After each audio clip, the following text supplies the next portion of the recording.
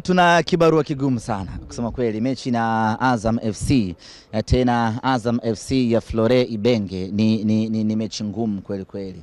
Pengine tangu tumeanza msimu huu, hii ni mechi ngumu sana tunakwenda kucheza.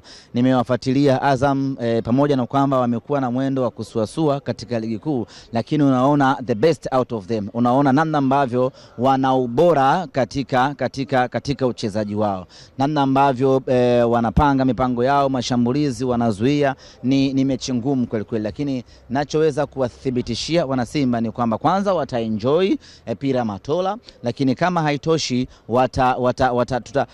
tutapata ushindi katika mchezo huu, japo kwa ugumu, lakini kwa maandalizi ambayo tunakwenda na kawaida Gifti, tunapomaliza mechi huo wachezaji wanapata ruhusa, lakini wachezaji wanaondoka hapa Meja Isamuyo, tunakwenda hapo Mponjoli Mbweni kwetu, tunaanza maandalizi kuelekea mechi inayofuata.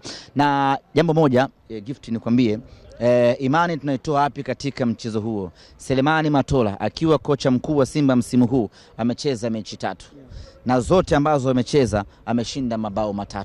Ndio maana tuna confidence ya kutosha kuelekea tarehe 7 yetu. Shukrani sana. Asante sana. FM.